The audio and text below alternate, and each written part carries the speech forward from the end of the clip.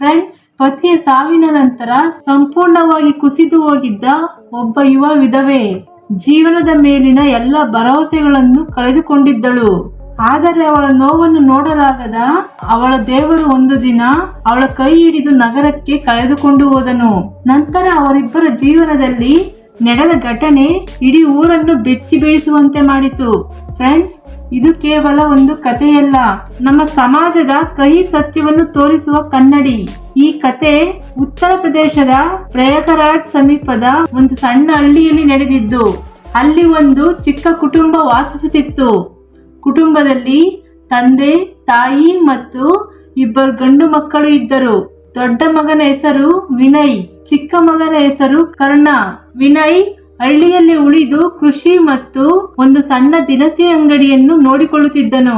ಕರ್ಣ ಮಾತ್ರ ಒಂದು ದೊಡ್ಡ ಕಂಪನಿಯಲ್ಲಿ ಉದ್ಯೋಗ ಮಾಡುತ್ತಿದ್ದನು.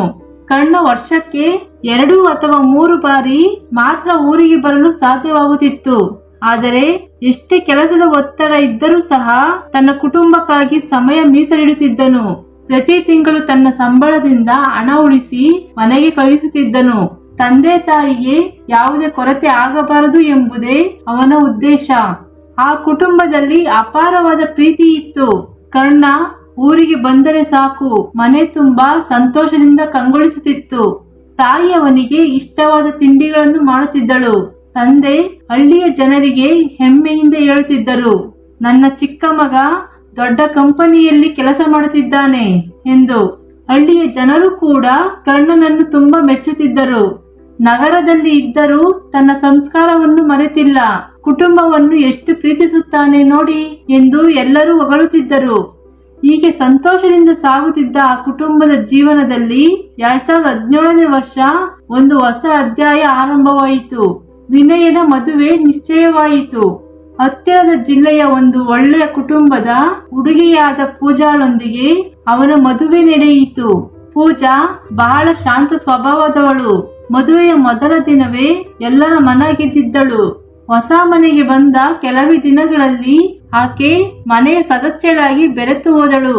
ಬೆಳಗ್ಗೆ ಎಲ್ಲರಿಗಿಂತ ಮೊದಲು ಎದ್ದೇಳುವುದು, ಮನೆಯ ಕೆಲಸಗಳನ್ನು ಮಾಡುವುದು, ಅತ್ತೆ ಮಾವರ ಆರೋಗ್ಯ ನೋಡಿಕೊಳ್ಳುವುದು, ಅಗತ್ಯ ಬಂದರೆ ಅಂಗಡಿಯಲ್ಲಿ ವಿನಯನಿಗೆ ಸಹಾಯ ಮಾಡುವುದು, ಹೀಗೆ ಎಲ್ಲವನ್ನು ನಗುಮುಖದಿಂದ ಮಾಡುತ್ತಿದ್ದಳು. ಯಾವುದೇ ಕೆಲಸಕ್ಕೆ ಬೇಸರ ತೋರಿಸುತ್ತಿರಲಿಲ್ಲ. ಕರ್ಣ ಕೂಡ ಮದುವೆಗೆ ಊರಿಗೆ ಬಂದಿದ್ದನು. ಅಲ್ಲಿಯೇ ಅವನಿಗೆ ಪೂಜಾಳೊಂದಿಗೆ ಒಳ್ಳೆಯ ಪರಿಚಯವಾಯಿತು. ಪೂಜಾ ವಿದ್ಯಾವಂತಳಾಗಿದ್ದಳು. ಅವಳ ಆಲೋಚನೆಗಳು ಹಳ್ಳಿಯ ಇತರ ಮಹಿಳೆಯರಿಗಿಂತ ಸ್ವಲ್ಪ ವಿಭಿನ್ನವಾಗಿದ್ದವು. ಅವಳು ಕರ್ಣನೊಂದಿಗೆ ಮುಕ್ತವಾಗಿ ಮಾತನಾಡುತ್ತಿದ್ದಳು. ಆದರೆ ಅವರ ಸಂಬಂಧದಲ್ಲಿ ಯಾವುದೇ ತಪ್ಪು ಅರ್ಥ ಇರಲಿಲ್ಲ.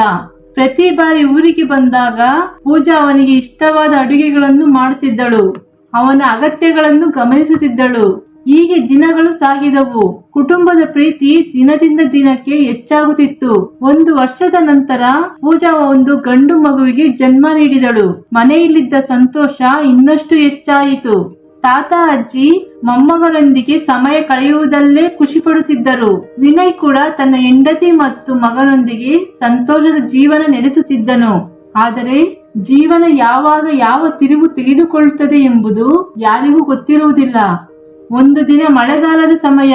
ಬೆಳಗ್ಗೆಯಿಂದಲೇ ಮೋಡ ಕವಿದ ವಾತಾವರಣ. ವಿನಯ್ ತನ್ನ ಹೊಲವನ್ನು ನೋಡಲು ಹೋದನು. ಆ ಹೊಲ ಹಳ್ಳಿಯಿಂದ ಸ್ವಲ್ಪ ದೂರದಲ್ಲಿತ್ತು. ಮಧ್ಯಾಹ್ನದವರೆಗೂ ಎಲ್ಲವೂ ಸರಿಯಾಗಿತ್ತು. ಆದರೆ ಸಂಜೆ ವೇಳೆಗೆ ಹಳ್ಳಿಯಲ್ಲಿ ಒಂದು ಭಯಾನಕ ಸುದ್ದಿ ಹರಡಿತು. ವಿನಯ್ನ ಆರೋಗ್ಯ ಹಠಾತ್ತನೆ ಹದಗೆಟ್ಟಿದೆ. ಕೆಲವರು ಅವನನ್ನು ಆಸ್ಪತ್ರೆಗೆ ಕರೆದೊಯ್ಯಲು ಹೊರಟರು. ಕುಟುಂಬದವರು ಗಾಬರಿಗೊಂಡರು. ಪೂಜಾಳ ಹೃದಯ ಬಡಿತ ಹೆಚ್ಚಾಯಿತು. ಏನಾಯಿತು ದೇವರೇ ಎಂದು ಅವಳು ಅಳುತ್ತಾ ಪ್ರಾರ್ಥಿಸುತ್ತಿದ್ದಳು. ಆದರೆ ವಿಧಿಯ ನಿರ್ಧಾರ ಬೇರೆಯಾಗಿತ್ತು. ಆಸ್ಪತ್ರೆಗೆ ತಲುಪುವ ಮುನ್ನವೇ ವಿನಯ್ನ ಉಸಿರು ನಿಂತಿತು. ವೈದ್ಯರು ಪರೀಕ್ಷಿಸಿ ಹೇಳಿದರು, ವಿಷಕಾರಿ ಹಾವು ಕಚ್ಚಿರುವ ಕಾರಣ ಇವರ ಸಾವಾಗಿದೆ. ಈ ಮಾತು ಕೇಳಿದ ಕ್ಷಣದಲ್ಲೇ ಕುಟುಂಬದ ಜಗತ್ತು ಕುಸಿದು ಬಿತ್ತು. ತಾಯಿ ಎದೆ ಬಡಿದುಕೊಂಡು ಅಳಲು ಪ್ರಾರಂಭಿಸಿದಳು. ತಂದೆಯ ಕಾಲ ಕೆಳಗಿನ ನೆಲವೇ ಜಾರಿ ಹೋದಂತಾಯಿತು. ಪೂಜಾಳಿಗೆ ಏನಾಗುತ್ತದೆ ಎಂಬುದೇ ಅರ್ಥವಾಗಲಿಲ್ಲ. ತನ್ನ ಗಂಡನ ಶವವನ್ನು ನೋಡಿದ ಕ್ಷಣದಲ್ಲಿ ಅವಳು ಪ್ರಜ್ಞೆ ತಪ್ಪಿ ಬಿದ್ದಳು. ಕಂಪನಿಯಲ್ಲಿ ಕೆಲಸ ಮಾಡುತ್ತಿದ್ದ ಕರ್ಣನಿಗೆ ಈ ಸುದ್ದಿ ತಲುಪಿದಾಗ ಅವನು ಬೆಚ್ಚಿಬಿದ್ದನು. ಅದೇ ರಾತ್ರಿ ಊರಿಗೆ ಹೊರಟನು. ಮರುದಿನ ಬೆಳಗ್ಗೆ ಮನೆ ತಲುಪಿದಾಗ ಅಲ್ಲಿದ್ದ ದೃಶ್ಯವನ್ನು ನೋಡಿ ಅವನ ಕಣ್ಣುಗಳು ನೀರಿನಿಂದ ತುಂಬಿದವು. ಮನೆಯ ಪ್ರತಿಯೊಂದು ಮೂಲೆಯಲ್ಲೂ ದುಃಖ ಆವರಿಸಿತು. ಪೂಜಾ ತನ್ನ ಗಂಡನ ದೇಹದ ಬಳಿಯೇ ಕುಳಿತುಕೊಂಡು ಅಳುತ್ತಿದ್ದಳು. ಅವಳು ಮತ್ತೆ ಮತ್ತೆ ಒಂದೇ ಮಾತನ್ನೇ ಹೇಳುತ್ತಿದ್ದಳು, ನಾನು ಈಗ ಯಾರಿಗಾಗಿ ಬದುಕಲಿ ಎಂದು. ಕರ್ಣ ಅವಳನ್ನು ಸಮಾಧಾನ ಪಡಿಸಲು ಪ್ರಯತ್ನಿಸಿದನು. ತಂದೆ ತಾಯಿಯನ್ನು ಕೂಡ ನೋಡಿಕೊಂಡನು. ಹೇಗೋ ಅಂತ್ಯಕ್ರಿಯೆಗಳು ಮುಗಿದವು. ಹಳ್ಳಿಯ ಜನರು ಮನೆಗೆ ಬಂದು ಸಾಂತ್ವನ ಹೇಳಿದರು. ಆದರೆ ಎಲ್ಲರೂ ಒಳ್ಳೆಯವರಾಗಿರಲಿಲ್ಲ. ಕೆಲವರು ನಿಧಾನವಾಗಿ ವಿಷ ಬೀಜ ಬಿತ್ತಲು ಆರಂಭಿಸಿದರು. ಕೆಲವು ಮಹಿಳೆಯರು ಗುಸುಗುಸು ಮಾತನಾಡುತ್ತಿದ್ದರು. ಈ ಹುಡುಗಿ ಮನೆಗೆ ಬಂದ ನಂತರವೇ ಕಷ್ಟಗಳು ಶುರುವಾದವು. ಯಾವ ದುರದೃಷ್ಟ ಹೊತ್ತುಕೊಂಡು ಬಂದಿದ್ದಾಳೆ. ಬಡ ವಿನಯ್ ಇನ್ನು ಎಷ್ಟು ಚಿಕ್ಕ ವಯಸ್ಸು. ಈ ಮಾತುಗಳು ಆರಂಭದಲ್ಲಿ ಯಾರಿಗೂ ಮಹತ್ವವಾಗಿರಲಿಲ್ಲ. ಆದರೆ ದಿನದಿಂದ ದಿನಕ್ಕೆ ಅವೇ ಮಾತುಗಳು ಮರುಕಳಿಸುತ್ತಿದ್ದವು.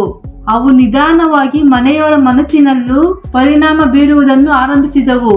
ಅದರಲ್ಲೂ ವಿಶೇಷವಾಗಿ ಕರ್ಣನ ತಾಯಿಯ ಮನಸ್ಸಿನಲ್ಲಿ ಬೇರೂರಿದವು. ವಿನಯ್ನ ಸಾವಿನ ನಂತರ ಮನೆಯ ವಾತಾವರಣ ಸಂಪೂರ್ಣವಾಗಿ ಬದಲಾಗಿತ್ತು. ಪೂಜಾ ತನ್ನ ನೋವನ್ನು ಮನಸ್ಸಿನೊಳಗೆ ಇಟ್ಟುಕೊಂಡು ದಿನನಿತ್ಯದ ಕೆಲಸಗಳಲ್ಲಿ ತೊಡಗಿಕೊಳ್ಳಲು ಪ್ರಯತ್ನಿಸುತ್ತಿದ್ದಳು. ಗಂಡನ ನೆನಪುಗಳು ಪ್ರತಿಯೊಂದು ಕ್ಷಣವೂ ಅವಳನ್ನು ಕಾಡುತ್ತಿದ್ದವು. ಆದರೂ ಅವಳು ಅತ್ತೆ ಮಾವನಿಗಾಗಿ ಮತ್ತು ತನ್ನ ಮಗನಿಗಾಗಿ ಧೈರ್ಯದಿಂದ ಬದುಕಲು ಪ್ರಯತ್ನಿಸುತ್ತಿದ್ದಳು. ಆದರೆ ಹಳ್ಳಿಯ ಜನರ ಮಾತುಗಳು ನಿಧಾನವಾಗಿ ವಿಷದಂತೆ ಕೆಲಸ ಮಾಡಲಾರಂಭಿಸಿದವು.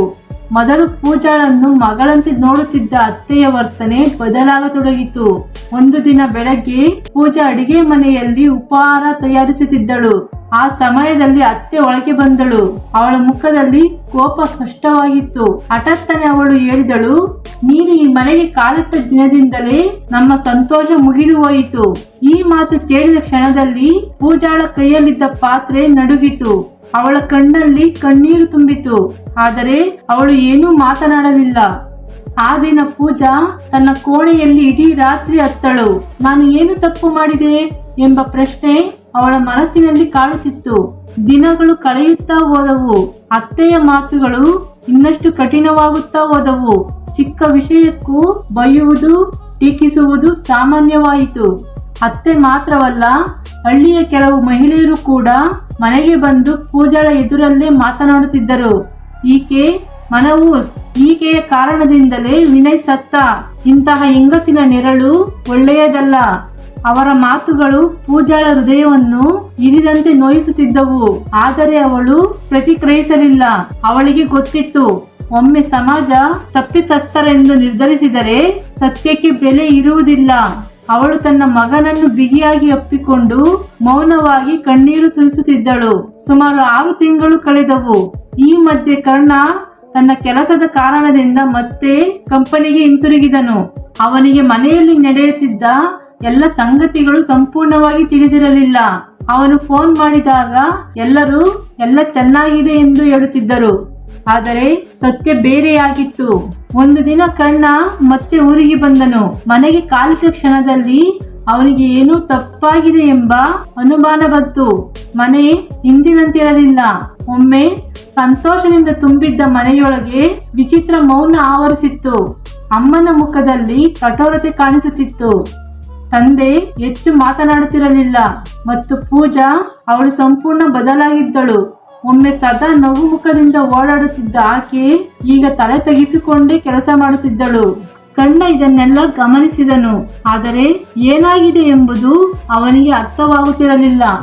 ಆ ರಾತ್ರಿ ಎಲ್ಲರೂ ಮಲಗಿದ ನಂತರ ಅವನು ಮನೆಯ ಆವರಣದಲ್ಲಿ ಕುಳಿತಿದ್ದನು.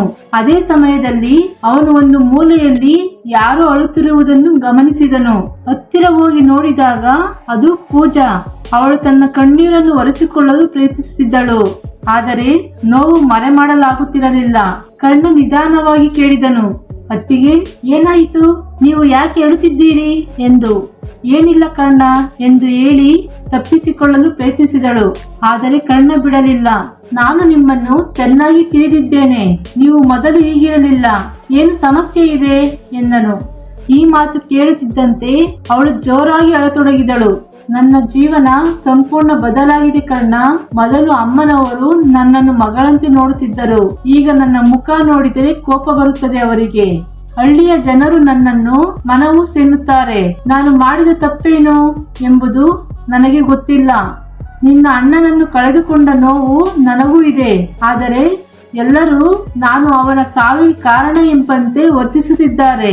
ಹಲವಾರು ಬಾರಿ ಈ ಮನೆಯಿಂದ ಹೊರಟು ಹೋಗಬೇಕೆಂದು ನಾನು ಯೋಚಿಸುತ್ತಿದ್ದೇನೆ. ಆದರೆ ನನ್ನ ಮಗನ ಭವಿಷ್ಯ ನೆನಪಾದಾಗ ನಿಲ್ಲುತ್ತೇನೆ. ಅವನಿಗೆ ತನ್ನ ಅಜ್ಜ ಅಜ್ಜಿಯ ಪ್ರೀತಿ ಬೇಕು. ಅದಕ್ಕಾಗಿಯೇ ಎಲ್ಲವನ್ನು ಸಹಿಸುತ್ತಿದ್ದೇನೆ. ಆಗ ಕಣ್ಣನ ಕಣ್ಣುಗಳು ತೇವಗೊಂಡವು. ಅವನಿಗೆ ತನ್ನ ಅತ್ತಿಗೆಯ ಮೇಲೆ ಕರುಣೆ ಮಾತ್ರವಲ್ಲ, ಗೌರವವೂ ಹೆಚ್ಚಾಯಿತು. ಇಷ್ಟು ಅವಮಾನ ಅನುಭವಿಸುತ್ತಿದ್ದರೂ ಕುಟುಂಬಕ್ಕಾಗಿ ಬದುಕುವುದು ಸಾಮಾನ್ಯ ವಿಷಯವಲ್ಲ. ಆ ರಾತ್ರಿ ಕಣ್ಣನಿಗೆ ನಿದ್ರೆ ಬರಲಿಲ್ಲ. ಅವನು ತನ್ನ ಕೋಣೆಯಲ್ಲಿ ಕುಳಿತುಕೊಂಡು ಯೋಚಿಸುತ್ತಿದ್ದನು. ಕಣ್ಣ ತನ್ನ ತಾಯಿಯೊಂದಿಗೆ ಮಾತನಾಡಲು ನಿರ್ಧರಿಸಿದನು. ಮರುದಿನ ಬೆಳಗ್ಗೆ ಕಣ್ಣ ಬೇಗ ಇದ್ದನು. ಅವನು ಅಡಿಗೆ ಮನೆಯ ಹತ್ತಿರ ಬಂದಾಗ ಅವನ ತಾಯಿ ಚಹಾ ತಯಾರಿಸುತ್ತಿದ್ದಳು. ಕಣ್ಣ ನಿಧಾನವಾಗಿ ಕೇಳಿದನು, ಅಮ್ಮ, ಒಂದು ಮಾತು ಕೇಳಬಹುದಾ ಎಂದು. ಹೇಳು ಎಂದು ತಾಯಿ ಉತ್ತರಿಸಿದಳು. ಅತ್ತಿಗೆಯನ್ನು ಏಕೆ ಇಷ್ಟು ಕಷ್ಟಪಡಿಸುತ್ತಿದ್ದೀಯಾ? ಅವಳ ತಪ್ಪೇನು ಎಂದಾಗ ಆ ಪ್ರಶ್ನೆ ಕೇಳುತ್ತಿದ್ದಂತೆ ತಾಯಿಯ ಮುಖ ಬದಲಾಯಿತು. ಅವಳು ಕೋಪದಿಂದ ಹೇಳಿದಳು, ನೀನು ನಗರದಲ್ಲಿ ಇದ್ದೀಯಾ? ಇಲ್ಲಿ ಏನಾಗುತ್ತಿದೆ ನಿನಗೆ ಗೊತ್ತಿಲ್ಲ. ಹಳ್ಳಿಯ ಜನರು ಏನು ಹೇಳುತ್ತಿದ್ದಾರೆ ಎಂದು ಕೇಳಿದೀಯಾ? ಅವಳು ಈ ಮನೆಗೆ ಬಂದ ನಂತರ ನಮ್ಮ ಮನೆಗೆ ಕಷ್ಟಗಳು ಶುರುವಾದವು. ಆಗ ಕರ್ಣ ಶಾಂತವಾಗಿ ಉತ್ತರಿಸಿದನು, ಅಮ್ಮ, ಅಣ್ಣನ ಸಾವು ಒಂದು ಅಪಘಾತ. ಅದಕ್ಕೆ ಅತ್ತಿಗೆಯನ್ನು ಹೇಗೆ ಹೊಣೆ ಮಾಡುತ್ತೀರಾ? ನೀನು ಅವಳ ಪರವಾಗಿ ಮಾತನಾಡಬೇಡ ಎಂದು ಗಟ್ಟಿಯಾಗಿ ಹೇಳಿದಳು. ಕರ್ಣ ಇನ್ನು ತುಂಬಾ ಹೊತ್ತು ಅರ್ಥ ಮಾಡಿಸಲು ಪ್ರಯತ್ನಿಸಿದನು. ಆದರೆ ಯಾವುದೇ ಪ್ರಯೋಜನವಾಗಲಿಲ್ಲ. ಆಗ ತಂದೆ ಹತ್ತಿರವೇ ಕುಳಿತಿದ್ದರು. ಅವರು ಎಲ್ಲವನ್ನು ಕೇಳುತ್ತಿದ್ದರು. ಮಗನನ್ನು ಕಳೆದುಕೊಂಡ ದುಃಖ ಅವರನ್ನು ಒಳಗಿನಿಂದ ಮುರಿದು ಹಾಕಿತ್ತು. ಅವರಿಗೆ ಯಾರನ್ನು ವಿರೋಧಿಸುವ ಶಕ್ತಿ ಇರಲಿಲ್ಲ. ಆ ದಿನ ಕಣ್ಣನಿಗೆ ಒಂದು ಸತ್ಯ ಸ್ಪಷ್ಟವಾಯಿತು. ಅವನ ಅತ್ತಿಗೆ ಈ ಮನೆಯಲ್ಲಿ ಸಂಪೂರ್ಣ ಒಂಟಿಯಾಗಿದ್ದಳು. ಯಾರೂ ಅವಳನ್ನು ಅರ್ಥ ಮಾಡಿಕೊಳ್ಳುತ್ತಿರಲಿಲ್ಲ. ಮುಂದಿನ 2 ದಿನಗಳು ಕಣ್ಣ ಮನೆಯಲ್ಲೇ ಇದ್ದನು. ಅವನು ಪ್ರತಿಯೊಂದು ವಿಷಯವನ್ನು ಗಮನಿಸುತ್ತಿದ್ದನು. ತಾಯಿ ಸಣ್ಣ ವಿಷಯಕ್ಕೂ ಪೂಜಾಳನ್ನು ಬೈಯುತ್ತಿದ್ದರು. ಪೂಜಾ ಮಾತ್ರ ಮೌನವಾಗಿಯೇ ಎಲ್ಲವನ್ನೂ ಸಹಿಸುತ್ತಿದ್ದಳು. ಒಂದು ಮಧ್ಯಾಹ್ನ ಕಣ್ಣ ಮನೆಯ ಮೇಲ್ಚಾವಣಿಯಲ್ಲಿ ಕುಳಿತು ಫೋನ್ ನೋಡುತ್ತಿದ್ದನು. ಹಠಾತ್ತನೆ ಕೆಳಗಿನಿಂದ ಜೋರಾದ ಶಬ್ದ ಕೇಳಿಸಿತು. ಅವನು ಕೆಳಗೆ ನೋಡಿದನು. ಅಲ್ಲಿ ನಡೆದ ದೃಶ್ಯ ನೋಡಿ ಅವನ ರಕ್ತ ಕುದಿಯಿತು. ಅವನ ತಾಯಿ ಪೂಜಾಳನ್ನು ಜೋರಾಗಿ ಬೈಯುತ್ತಿದ್ದರು. ಕಾರಣವೇ ಇಲ್ಲದೆ ಅವಮಾನ ಮಾಡುತ್ತಿದ್ದಳು. ಪೂಜಾ ತಲೆ ತಗ್ಗಿಸಿಕೊಂಡು ನಿಂತಿದ್ದಳು. ಕೆಲವು ಕ್ಷಣಗಳ ನಂತರ ಕೋಪದಲ್ಲಿ ತಾಯಿ ಅವಳ ಕೆನ್ನೆಗೆ ಒಂದು ಬಾರಿಸಿದಳು. ಪೂಜಾ ತತ್ತರಿಸಿ ಹಿಂದೆ ಸರಿದಳು. ಅವಳ ಕಣ್ಣಲ್ಲಿ ಕಣ್ಣೀರು ತುಂಬಿತು. ಅಷ್ಟರಲ್ಲಿ ಕಣ್ಣ ಮೆಟ್ಟಿಲು ಹಿಡಿದು ಕೆಳಗೆ ಓಡಿ ಬಂದನು. ಅವನು ತಾಯಿಯ ಕೈ ಹಿಡಿದು ನಿಲ್ಲಿಸಿದನು. ಸಾಕು ಅಮ್ಮ. ಅವನ ಧ್ವನಿಯಲ್ಲಿ ಮೊದಲ ಬಾರಿಗೆ ಕೋಪ ಸ್ಪಷ್ಟವಾಗಿತ್ತು. ಅತ್ತಿಗೆ ಏನು ತಪ್ಪು ಮಾಡಿದ್ದಾರೆ? ಅವರ ತಾಯಿ ಇನ್ನಷ್ಟು ಕೋಪಗೊಂಡಳು. ನೀನು ಈ ಹೆಂಗಸಿಗಾಗಿ ನನ್ನ ಮೇಲೆ ಗಟ್ಟಿಯಾಗಿ ಮಾತನಾಡುತ್ತಿದ್ದೀಯಾ? ಇವಳೇ ನನ್ನ ಮಗನನ್ನು ಕಿತ್ತುಕೊಂಡಳು ಎಂದಾಗ ಅಷ್ಟರಲ್ಲಿ ಹತ್ತಿರದ ಕೆಲವರು ಕೂಡ ಅಲ್ಲಿ ಸೇರಿಕೊಂಡರು. ಹಳ್ಳಿಯ ಕೆಲವು ಮಹಿಳೆಯರು ಕೂಡ ಬಂದು ಅದೇ ಮಾತುಗಳನ್ನು ಹೇಳತೊಡಗಿದರು. ಈ ಮಾತುಗಳನ್ನು ಕೇಳುತ್ತಿದ್ದಂತೆ ಕಣ್ಣನ ಸಹನೆ ಮುಗಿಯಿತು. ಅವನು ಎಲ್ಲರತ್ತ ನೋಡುತ್ತಾ ಜೋರಾಗಿ ಹೇಳಿದನು, ಒಂದು ಪ್ರಶ್ನೆಗೆ ಉತ್ತರ ಕೊಡಿ. ನಿಮ್ಮ ಮಗಳ ಗಂಡ ಒಂದು ಅಪಘಾತದಲ್ಲಿ ಸತ್ತರೆ ನಿಮ್ಮ ಮಗಳನ್ನು ಮನವೂಸ್ ಅಂತ ಕರಿತೀರಾ ಎಂದಾಗ ಯಾರು ಉತ್ತರಿಸಲಿಲ್ಲ. ನಿಮ್ಮ ಮನೆಯ ಹೆಂಗಸಿನ ಮೇಲೆ ಇದೇ ಅನ್ಯಾಯ ನಡೆದರೆ ಸಹಿಸಿಕೊಳ್ಳುತ್ತೀರಾ? ಆಗ ಜನರು ಒಬ್ಬರ ಮುಖವನ್ನು ಒಬ್ಬರು ನೋಡಿಕೊಂಡರು. ಕರ್ಣ ಮುಂದುವರಿಸಿದನು, ನನ್ನ ಅತ್ತಿಗೆ ಈ ಮನೆಗಾಗಿ ಎಷ್ಟು ಮಾಡಿದ್ದಾಳೆ ಎಂಬುದು ನಿಮಗೆ ಗೊತ್ತಿದೆಯಾ? ತನ್ನ ಗಂಡನನ್ನು ಕಳೆದುಕೊಂಡ ನಂತರವೂ ಈ ಮನೆ ಬಿಟ್ಟು ಹೋಗಿಲ್ಲ. ಅವಳು ಎಲ್ಲರ ಸೇವೆ ಮಾಡಿದ್ದಾಳೆ. ಆದರೆ ನೀವು ಅವಳಿಗೆ ಏನು ಕೊಟ್ಟಿದ್ದೀರಿ? ಅವಮಾನ, ಕಣ್ಣೀರು ಮತ್ತು ಆರೋಪಗಳು. ಅವನ ಮಾತುಗಳು ಎಲ್ಲರ ಹೃದಯಕ್ಕೆ ತಟ್ಟಿದವು. ಕೆಲವರು ತಲೆ ತಗ್ಗಿಸಿದರು, ಕೆಲವರು ಮಾತೇ ಆಡಲಿಲ್ಲ. ಆದರೆ ಯಾರು ತಮ್ಮ ತಪ್ಪನ್ನು ಒಪ್ಪಿಕೊಳ್ಳಲಿಲ್ಲ. ಆಗ ಕರ್ಣ ಅಲ್ಲಿಂದ ಹೊರಟು ಹೋದನು. ಆ ರಾತ್ರಿ ಕರ್ಣ ಬಹಳ ಹೊತ್ತು ಯೋಚಿಸುತ್ತಿದ್ದನು. ಮುಂದಿನ ದಿನ ಬೆಳಗ್ಗೆ ಅವನು ಪೂಜಾಳ ಬಳಿ ಹೋದನು. ಪೂಜಾ ಮನೆಯ ಕೆಲಸದಲ್ಲಿ ತೊಡಗಿದ್ದಳು. ಕರ್ಣ ನಿಧಾನವಾಗಿ ಕೇಳಿದನು, ಅತ್ತಿಗೆ, ನಾನು ನಿಮ್ಮನ್ನು ಇಲ್ಲಿಂದ ದೂರಕ್ಕೆ ಕರೆದುಕೊಂಡು ಹೋದರೆ ಬರುತ್ತೀರಾ ಎಂದನು. ಆಗ ಪೂಜಾ ಆಶ್ಚರ್ಯದಿಂದ ಅವನತ್ತ ನೋಡಿದಳು. ಎಲ್ಲಿ? ನೊಯಾಗೆ. ಕೆಲವು ಕ್ಷಣಗಳ ಕಾಲ ಪೂಜಾ ಮೌನವಾಗಿದ್ದಳು. ನಂತರ ನಿಧಾನವಾಗಿ ಹೇಳಿದಳು, ಇಲ್ಲ ಕರ್ಣ, ನಾನು ಹೇಗೆ ಬರಲಿ? ಇದು ನನ್ನ ಮನೆ ಎಂದಳು. ಕರ್ಣ ಶಾಂತವಾಗಿ ಉತ್ತರಿಸಿದನು, ಮನೆ ಅಂದ್ರೆ ಗೌರವ ಇರುವ ಜಾಗ. ಇಲ್ಲಿ ನಿಮಗೆ ಪ್ರತಿದಿನ ಅವಮಾನ ಸಿಗುತ್ತದೆ. ಈ ಮಾತು ಕೇಳಿ ಪೂಜಾಳ ಕಣ್ಣಲ್ಲಿ ನೀರು ತುಂಬಿತು. ಮುಂದಿನ ದಿನ ಬೆಳಗ್ಗೆ ಅವನು ತನ್ನ ಬ್ಯಾಗ್ ಸಿದ್ಧಪಡಿಸಿದನು. ಮನೆಯ ವಾತಾವರಣ ಸಾಮಾನ್ಯವಾಗಿಯೇ ಇತ್ತು. ರಾತ್ರಿ ಪೂರ್ತಿ ಯೋಚಿಸಿದ ನಂತರ ಅವನು ತನ್ನ ನಿರ್ಧಾರವನ್ನು ಬದಲಿಸಲಿಲ್ಲ. ಬೆಳಗಿನ ಉಪಹಾರದ ನಂತರ ಅವನು ತನ್ನ ತಾಯಿ ಮತ್ತು ತಂದೆಯ ಮುಂದೆ ನಿಂತನು. ಅಮ್ಮ, ಅಪ್ಪ, ನಾನು ಒಂದು ನಿರ್ಧಾರ ತೆಗೆದುಕೊಂಡಿದ್ದೇನೆ ಎಂದನು. ಯಾವ ನಿರ್ಧಾರ ಎಂದು ತಂದೆ ಕೇಳಿದರು. ಕರ್ಣ ಒಂದು ಆಳವಾದ ಉಸಿರು ತೆಗೆದುಕೊಂಡನು. ನಾನು ಅತ್ತಿಗೆ ಮತ್ತು ಮಗುವನ್ನು ನನ್ನ ಜೊತೆಗೆ ನೊಯಾಗೆ ಕರೆದುಕೊಂಡು ಹೋಗುತ್ತಿದ್ದೇನೆ ಎಂದನು. ಈ ಮಾತು ಕೇಳಿದ ಕ್ಷಣದಲ್ಲಿ ಮನೆ ನಿಶ್ಶಬ್ದವಾಯಿತು. ನಂತರ ಅವರ ತಾಯಿ ಸಿಡಿದು ಬಿದ್ದಳು. ನೀನು ಹುಚ್ಚನಾಗಿದ್ದೀಯಾ? ಹಳ್ಳಿಯ ಜನರು ಏನು ಹೇಳುತ್ತಾರೆ? ಈಗಾಗಲೇ ಜನರು ಸಾಕಷ್ಟು ಮಾತನಾಡುತ್ತಿದ್ದಾರೆ. ಇನ್ನು ಅವರ ಬಾಯಿಗೆ ಆಹಾರ ಕೊಡಬೇಕಾ ಎಂದಳು. ಆಗ ಕರ್ಣ ಶಾಂತವಾಗಿ ಉತ್ತರಿಸಿದನು, ಅಮ್ಮ, ಜನರು ಏನು ಹೇಳುತ್ತಾರೆ ಎಂಬುದನ್ನು ಯೋಚಿಸುತ್ತಾ ನಾವು ಒಬ್ಬ ಮನುಷ್ಯನ ಜೀವನವನ್ನು ಹಾಳು ಮಾಡುತ್ತಿದ್ದೇವೆ. ಅತ್ತಿಗೆ ಇಲ್ಲಿ ದಿನವೂ ಅವಮಾನ ಅನುಭವಿಸುತ್ತಿದ್ದಾರೆ. ಇನ್ನು ನಾನು ನೋಡುತ್ತಾ ಕುಳಿತುಕೊಳ್ಳುವುದಿಲ್ಲ.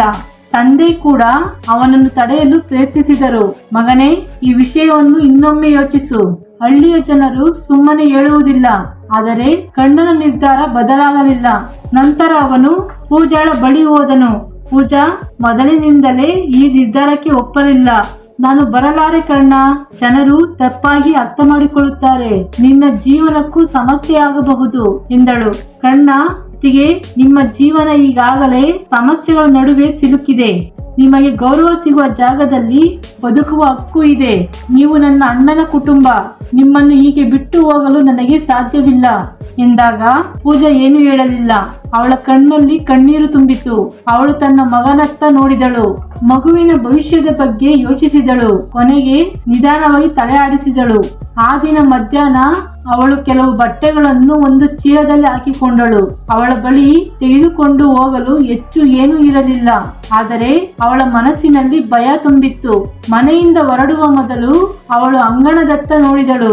ಒಮ್ಮೆ ತನ್ನ ಕನಸುಗಳ ಮನೆ ಎಂದುಕೊಂಡಿದ್ದ ಜಾಗ, ಆದರೆ ಈಗ ಅಲ್ಲೇ ಅವಳು ಹೆಚ್ಚು ಕಣ್ಣೀರು ಸುರಿಸಿದಳು. ಅವಳ ಕಣ್ಣುಗಳು ಮತ್ತೆ ತೇವವಾದವು. ಕೆಲವೇ ಕ್ಷಣಗಳಲ್ಲಿ ಕರ್ಣ, ಪೂಜಾ ಮತ್ತು ಚಿಕ್ಕ ಮಗು ಮನೆಯ ಬಾಗಿಲು ದಾಟಿದರು. ಹಳ್ಳಿಯ ಜನರು ಅವರನ್ನು ನೋಡುತ್ತಿದ್ದರು. ಕೆಲವರು ಗುಸುಗುಸು ಮಾತನಾಡುತ್ತಿದ್ದರು, ಕೆಲವರು ವ್ಯಂಗ್ಯವಾಗಿ ನಗುತ್ತಿದ್ದರು.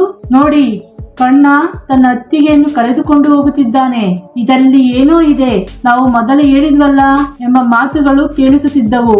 ಆದರೆ ಈ ಬಾರಿ ಕರ್ಣ ಯಾರನ್ನೂ ನೋಡಲಿಲ್ಲ. ಅವನು ನೇರವಾಗಿ ಮುಂದೆ ನಡೆದು ಹೋದನು. ಕೆಲವು ಗಂಟೆಗಳ ಪ್ರಯಾಣದ ನಂತರ ಅವರು ನೊಯಾಗೆ ತಲುಪಿದರು. ಕರ್ಣ ಮೊದಲಿಗೆ ಒಂದು ಚಿಕ್ಕ ಬಾಡಿಗೆ ಕೊಠಡಿಯಲ್ಲಿ ವಾಸಿಸುತ್ತಿದ್ದನು. ಆದರೆ ಪೂಜಾ ಮತ್ತು ಮಗುವಿನ ಅನುಕೂಲಕ್ಕಾಗಿ ಅವನು ಬೇಗನೆ ಒಂದು ಸಣ್ಣ ಫ್ಲಾಟ್ ಬಾಡಿಗೆಗೆ ತೆಗೆದುಕೊಂಡನು. ಮೊದಲ ಕೆಲವು ದಿನಗಳು ಪೂಜಾ ಮೌನವಾಗಿಯೇ ಇರುತ್ತಿದ್ದಳು. ಅವಳಿಗೆ ಇನ್ನೂ ಎಲ್ಲವೂ ಕನಸಿನಂತೆ ಕಾಣುತ್ತಿತ್ತು. ಯಾರೂ ಅವಳನ್ನು ಬೈಯುತ್ತಿರಲಿಲ್ಲ, ಯಾರೂ ಮನವೂಸ್ ಎಂದು ಕರೆಯುತ್ತಿರಲಿಲ್ಲ, ಯಾರೂ ಅವಳನ್ನು ತಪ್ಪಿತಸ್ಥಳೆಂದು ನೋಡುತ್ತಿರಲಿಲ್ಲ.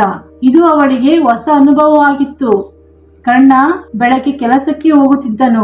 ಸಂಜೆ ಮನೆಗೆ ಬಂದು ಮಗುವಿನ ಜೊತೆ ಆಟವಾಡುತ್ತಿದ್ದನು. ಪೂಜಾಳ ಅಗತ್ಯಗಳ ಬಗ್ಗೆ ಕೇಳುತ್ತಿದ್ದನು. ಯಾವುದೇ ನಿರ್ಧಾರ ತೆಗೆದುಕೊಳ್ಳುವ ಮೊದಲು ಅವಳ ಅಭಿಪ್ರಾಯ ಕೇಳುತ್ತಿದ್ದನು. ಇದರಿಂದ ಪೂಜಾಳ ಮನಸ್ಸಿಗೆ ಸ್ವಲ್ಪ ಸಮಾಧಾನ ಸಿಗುತ್ತಿತ್ತು. ಆದರೆ ಸಮಾಜದ ಮಾತುಗಳು ಅಲ್ಲಿ ಕೂಡ ಅವರನ್ನು ಬಿಡಲಿಲ್ಲ. ಒಮ್ಮೆ ಕಣ್ಣನ ಕೆಲವು ಸ್ನೇಹಿತರು ಫ್ಲಾಟ್ಗೆ ಬಂದರು. ಅವರು ಪೂಜಾಳನ್ನು ನೋಡಿ ವಿಚಿತ್ರ ನೋಟದಿಂದ ನೋಡಿದರು. ನಂತರ ಕಣ್ಣನ ಜೊತೆ ತಮಾಷೆಯಾಗಿ ಮಾತನಾಡತೊಡಗಿದರು. ಹೋಯ್, ಅತ್ತಿಗೆಯನ್ನು ನೇರವಾಗಿ ಹಳ್ಳಿಯಿಂದ ಕರೆದುಕೊಂಡು ಬಂದೆಯಾ? ನಿನ್ನ ಜೀವನ ಈಗ ಚೆನ್ನಾಗಿ ನಡೆಯುತ್ತಿದೆ ಎಂದು ಅನಿಸುತ್ತಿದೆ. ಅವಳು ನಗುತ್ತಾ ಹೇಳಿದ ಮಾತುಗಳು ಕಣ್ಣನಿಗೆ ತುಂಬಾ ನೋವುಂಟು ಮಾಡಿದವು. ಆದರೆ ಅವನು ಆ ಸಮಯದಲ್ಲಿ ಏನು ಹೇಳಲಿಲ್ಲ. ಆ ರಾತ್ರಿ ಪೂಜಾ ಕಣ್ಣನ ಮುಖದಲ್ಲಿ ಚಿಂತೆ ಕಂಡಳು. ಏನಾಯಿತು ಎಂದು ಕೇಳಿದಳು. ಮೊದಲು ಕರ್ಣ ವಿಷಯವನ್ನು ಮರೆಮಾಡಲು ಪ್ರಯತ್ನಿಸಿದನು. ಆದರೆ ನಂತರ ಎಲ್ಲವನ್ನೂ ಹೇಳಿಬಿಟ್ಟನು. ಪೂಜಾ ಮೌನವಾಗಿ ಕೇಳುತ್ತಾ ಕುಳಿತಳು. ಕೆಲವು ಕ್ಷಣಗಳ ನಂತರ ಅವಳು ನಿಧಾನವಾಗಿ ಹೇಳಿದಳು, ಕರ್ಣ, ಜನರು ಏಕೆ ಹೀಗೆ ಮಾತನಾಡುತ್ತಾರೆ ಗೊತ್ತಾ ಎಂದಳು. ಏಕೆ ಎಂದು ಕರ್ಣ ಕೇಳಿದನು. ಏಕೆಂದರೆ ನಮ್ಮ ಸಂಬಂಧಕ್ಕೆ ಯಾವುದೇ ಹೆಸರು ಇಲ್ಲ.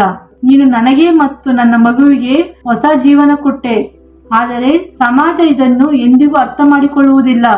ಜನರ ಬಾಯಿ ಮುಚ್ಚಬೇಕಾದರೆ ಬಹುಶಃ ನಾವು ಮದುವೆಯಾಗಬೇಕು ಎಂದಳು. ಈ ಮಾತು ಕೇಳಿದ ಕ್ಷಣದಲ್ಲಿ ಕರ್ಣ ಬೆಚ್ಚಿ ಬಿದ್ದನು. ಅವನ ಉದ್ದೇಶ ಕೇವಲ ತನ್ನ ಅತ್ತಿಗೆಗೆ ರಕ್ಷಣೆ ಮತ್ತು ಗೌರವ ನೀಡುವುದಾಗಿತ್ತು. ಆದರೆ ಈಗ ಮೊದಲ ಬಾರಿಗೆ ಅವನ ಮನಸ್ಸಿನಲ್ಲಿ ಒಂದು ಹೊಸ ಪ್ರಶ್ನೆ ಮೂಡಿತು. ಪೂಜಾ ಹೇಳಿದ್ದು ನಿಜವೇ? ಅವರ ಭವಿಷ್ಯಕ್ಕೆ ಇದೇ ಸರಿಯಾದ ದಾರಿ? ಆ ರಾತ್ರಿ ಇಬ್ಬರಿಗೂ ನಿದ್ರೆ ಬರಲಿಲ್ಲ. ಏಕೆಂದರೆ ಮುಂದಿನ ನಿರ್ಧಾರ ಅವರ ಜೀವನದ ಅತಿ ದೊಡ್ಡ ತಿರುವಾಗಲಿತ್ತು. ಪೂಜಾ ಹೇಳಿದ ಮಾತುಗಳು ಅವನ ಮನಸ್ಸಿನಲ್ಲಿ ಮತ್ತೆ ಮತ್ತೆ ಕೇಳಿಸುತ್ತಿದ್ದವು. ಅವನು ಬಾಲ್ಕನಿಯಲ್ಲಿ ನಿಂತು ನಗರದ ಬೆಳಕುಗಳನ್ನು ನೋಡುತ್ತಿದ್ದನು. ಒಂದೆಡೆ ತನ್ನ ಅಣ್ಣ ವಿನಯ್ನ ನೆನಪು, ಇನ್ನೊಂದೆಡೆ ಪೂಜಾ ಮತ್ತು ಅವಳ ಮಗನ ಭವಿಷ್ಯ. ತಾನು ತೆಗೆದುಕೊಳ್ಳುವ ನಿರ್ಧಾರ ಸರಿಯೇ ಅಥವಾ ತಪ್ಪೇ ಎಂಬ ಗೊಂದಲ ಅವನನ್ನು ಕಾಡುತ್ತಿತ್ತು. ಇದೇ ಸಮಯದಲ್ಲಿ ಪೂಜಾ ಕೂಡ ತನ್ನ ಕೊಠಡಿಯಲ್ಲಿ ಕುಳಿತು ಯೋಚಿಸುತ್ತಿದ್ದಳು. ಮುಂದಿನ ದಿನ ಬೆಳಗ್ಗೆ ಕರ್ಣ ನಿರ್ಧಾರ ಮಾಡಿಕೊಂಡನು. ಅವನು ಪೂಜಾಳ ಬಳಿ ಹೋದನು. ಪೂಜಾ ಮೌನವಾಗಿ ಕುಳಿತಿದ್ದಳು. ಕರ್ಣ ಅವಳ ಎದುರು ಕುಳಿತು ಹೇಳಿದನು, ಅತ್ತಿಗೆ, ನಿನ್ನೆ ರಾತ್ರಿ ನೀವು ಹೇಳಿದ ಮಾತಿನ ಬಗ್ಗೆ ನಾನು ತುಂಬಾ ಯೋಚಿಸಿದೆ ಎಂದನು. ಪೂಜಾಳ ಹೃದಯ ಬಡಿತ ವೇಗವಾಯಿತು. ಅವಳು ಅವನತ್ತ ನೋಡಿದಳು. ನಿಮಗೆ ನಿಜವಾಗಿಯೂ ಇದೇ ಸರಿಯಾದ ದಾರಿ ಅನ್ನಿಸುತ್ತಿದ್ದರೆ ನಾನು ಸಿದ್ಧನಿದ್ದೇನೆ ಎಂದನು. ಕೆಲವು ಕ್ಷಣಗಳ ಕಾಲ ಪೂಜಾಳಿಗೆ ಮಾತೇ ಬರಲಿಲ್ಲ.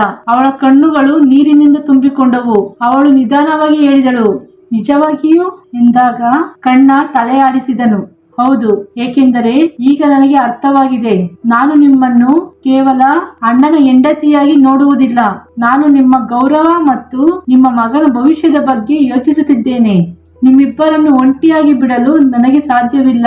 ಈ ಮಾತು ಕೇಳಿದ ನಂತರ ಪೂಜಾಳ ಕಣ್ಣುಗಳಿಂದ ಕಣ್ಣೀರು ಹರಿಯತೊಡಗಿತು. ಕೆಲವು ದಿನಗಳ ನಂತರ ಅವರು ಒಂದು ಸಣ್ಣ ದೇವಸ್ಥಾನಕ್ಕೆ ಹೋದರು. ಅಲ್ಲಿ ಯಾವುದೇ ಆಡಂಬರ ಇರಲಿಲ್ಲ. ಕೇವಲ ಸಾಕ್ಷಿಗಳ ಸಮ್ಮುಖದಲ್ಲಿ ಅವರು ಸರಳವಾಗಿ ಮದುವೆಯಾದರು. ಮದುವೆಯ ನಂತರ ಅವರು ಫ್ಲಾಟ್ಗೆ ಮರಳಿದರು. ಆ ದಿನ ಪೂಜಾಳ ಮುಖದಲ್ಲಿ ಹಲವು ವರ್ಷಗಳ ನಂತರ ಒಂದು ನಿಜವಾದ ನಗು ಕಾಣಿಸಿಕೊಂಡಿತು. ಕರ್ಣ ಕೂಡ ಮನಸ್ಸಿನಲ್ಲಿ ಒಂದು ವಿಚಿತ್ರ ಶಾಂತಿಯನ್ನು ಅನುಭವಿಸಿದನು. ಮದುವೆಯ 2 ದಿನಗಳ ನಂತರ ರಾತ್ರಿ ಸಮಯ ಕರ್ಣ ಬಾಲ್ಕನಿಯಲ್ಲಿ ನಿಂತಿದ್ದನು. ಬಹಳ ಹೊತ್ತು ಯೋಚಿಸಿದ ನಂತರ ತನ್ನ ತಂದೆಗೆ ಕರೆ ಮಾಡಿದನು. ಫೋನ್ ರಿಂಗ್ ಆಯಿತು. ಕೆಲವು ಕ್ಷಣಗಳ ನಂತರ ಅವನ ತಾಯಿ ಫೋನ್ ಎತ್ತಿದಳು. ಹಲೋ ಕರ್ಣ ಎಂದಾಗ ತಾಯಿಯ ಧ್ವನಿ ಕೇಳುತ್ತಿದ್ದಂತೆ ಕರ್ಣ ಕೆಲವು ಕ್ಷಣ ಮೌನವಾಗಿದ್ದನು. ನಂತರ ಧೈರ್ಯ ಮಾಡಿಕೊಂಡು ಹೇಳಿದನು, ಅಮ್ಮ, ನಾನು ಒಂದು ವಿಷಯ ಹೇಳಬೇಕು ಎಂದಾಗ, ಏನು ಮಗ, ಹೇಳು ಎಂದಳು. ಕರ್ಣ ಆಳವಾಗಿ ಉಸಿರಿಡೆದು, ನಾನು ಪೂಜಾಳನ್ನು ಮದುವೆಯಾಗಿದ್ದೇನೆ ಎಂದನು. ಈ ಮಾತು ಕೇಳುತ್ತಿದ್ದಂತೆಯೇ ಫೋನ್ನ ಮತ್ತೊಂದು ಕಡೆ ಸಂಪೂರ್ಣ ಮೌನ ಆವರಿಸಿತು. ಕೆಲವು ಕ್ಷಣಗಳ ಕಾಲ ಯಾರು ಮಾತನಾಡಲಿಲ್ಲ. ಕರ್ಣನ ಹೃದಯ ಬಡಿತ ಜೋರಾಯಿತು. ಅವನಿಗೆ ತಾಯಿ ಕೋಪಗೊಳ್ಳುವಳು ಎಂದು ಅನಿಸಿತು. ಆದರೆ ಮುಂದಿನ ಕ್ಷಣದಲ್ಲಿ ಅವನು ಕೇಳಿದ್ದು ಅವನ ನಿರೀಕ್ಷೆಗೆ ವಿರುದ್ಧವಾಗಿತ್ತು. ತಾಯಿ ಅಳುತ್ತಿದ್ದಳು. ಅವಳ ಧ್ವನಿ ನಡುಗುತ್ತಿತ್ತು. ಮಗ, ಬಹುಶಃ ದೇವರು ನಮ್ಮ ತಪ್ಪನ್ನು ತೋರಿಸಲು ನಿನ್ನಿಂದ ಈ ಕೆಲಸ ಮಾಡಿಸಿದ್ದಾನೆ. ಪೂಜಾ ಮನೆ ಬಿಟ್ಟು ಹೋದ ದಿನದಿಂದ ಮನೆ ಖಾಲಿಯಾಗಿ ಬಿಟ್ಟಿದೆ. ಈಗ ನನಗೆ ಅರ್ಥವಾಗುತ್ತಿದೆ. ತಪ್ಪು ಅವಳದಲ್ಲ, ತಪ್ಪು ನಮ್ಮ ಆಲೋಚನೆಗಳಲ್ಲಿ ಇತ್ತು. ನಾವು ಹಳ್ಳಿಯ ಜನರ ಮಾತುಗಳನ್ನು ನಂಬಿ ಅವಳಿಗೆ ತುಂಬಾ ನೋವು ಕೊಟ್ಟಿದ್ದೇವೆ. ಈ ಮಾತುಗಳನ್ನು ಕೇಳುತ್ತಿದ್ದ ಪೂಜಾ ಕೂಡ ಅಳತೊಡಗಿದಳು. ಒಮ್ಮೆ ತನ್ನನ್ನು ಮನವು ಸಿಂದು ಕರೆಯುತ್ತಿದ್ದ ಅತ್ತೆಯೇ ಈಗ ತನ್ನ ತಪ್ಪನ್ನು ಒಪ್ಪಿಕೊಳ್ಳುತ್ತಿದ್ದಳು. ಸ್ವಲ್ಪ ಸಮಯದ ನಂತರ ತಂದೆ ಫೋನ್ ತೆಗೆದುಕೊಂಡರು. ಅವರ ಧ್ವನಿ ಭಾರವಾಗಿತ್ತು. ಮಗ, ನೀನು ಮಾಡಿದ ಕೆಲಸ ಬಹುಶಃ ಸರಿಯೇ ಆಗಿರಬಹುದು. ನೀನು ಪೂಜಾಳ ಕೈ ಹಿಡಿಯದಿದ್ದರೆ ಅವಳು ಇಡೀ ಜೀವನ ಒಂಟಿಯಾಗಿ ಬಿಡುತ್ತಿದ್ದಳು. ವಿನಯನನ್ನು ಕಳೆದುಕೊಂಡ ನೋವಿನಲ್ಲಿ ಅದೇ ಮನೆಯ ಸೊಸೆಯನ್ನು ತಪ್ಪಿತಸ್ಥಳಾಗಿ ಮಾಡಿದೆವು. ಆಗ ಕರ್ಣನ ಕಣ್ಣುಗಳು ನೀರಿನಿಂದ ತುಂಬಿಕೊಂಡವು. ಸ್ವಲ್ಪ ಸಮಯದ ನಂತರ ತಾಯಿ ಮತ್ತೆ ಮಾತನಾಡಿದಳು. ಸಾಧ್ಯವಾದರೆ ಒಮ್ಮೆ ಮನೆಗೆ ಬನ್ನಿ. ಈ ಬಾರಿ ನಮ್ಮ ಸೊಸೆಯಾಗಿ ಅಲ್ಲ, ನಮ್ಮ ಮಗಳಾಗಿ ಮರಳಿ ಬಾ. ಈ ಮಾತು ಕೇಳಿದ ಕ್ಷಣದಲ್ಲಿ ಪೂಜಾ ಜೋರಾಗಿ ಅತ್ತಳು. ಕುಟುಂಬ ಮತ್ತೆ ಒಂದಾಗುವ ದಿನ ಹತ್ತಿರ ಬರುತ್ತಿತ್ತು. ಕಣ್ಣ ಊರಿಗೆ ಹೋಗುವ ನಿರ್ಧಾರ ಮಾಡಿದನು. ಈಗ ಎಲ್ಲವೂ ಬದಲಾಗಿರಬಹುದು ಎಂದು ಅವನು ಪೂಜಾಳಿಗೆ ಧೈರ್ಯ ತುಂಬಿದನು. ಮರುದಿನ ಬೆಳಗ್ಗೆ ಕಣ್ಣ, ಪೂಜಾ ಮತ್ತು ಇಬ್ಬರು ಮಕ್ಕಳು ಊರಿನ ಕಡೆಗೆ ಪ್ರಯಾಣ ಬೆಳೆಸಿದರು. ಗಾಡಿ ಹಳ್ಳಿಯ ಹತ್ತಿರ ಬರುತ್ತಿದ್ದಂತೆ ಪೂಜಾಳ ಹೃದಯ ಬಡಿತ ಹೆಚ್ಚಾಗುತ್ತಿತ್ತು.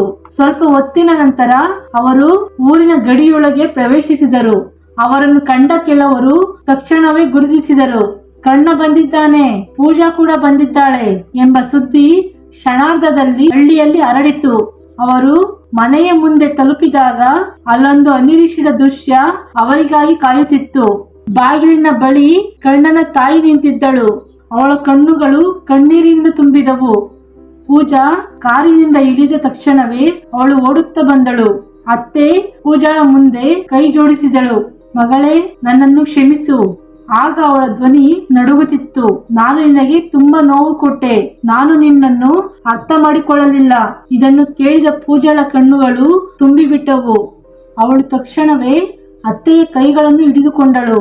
ಅಮ್ಮ, ಹೀಗೆ ಮಾಡಬೇಡಿ ಎಂದು ಅಳುತ್ತಾ ಹೇಳಿದಳು.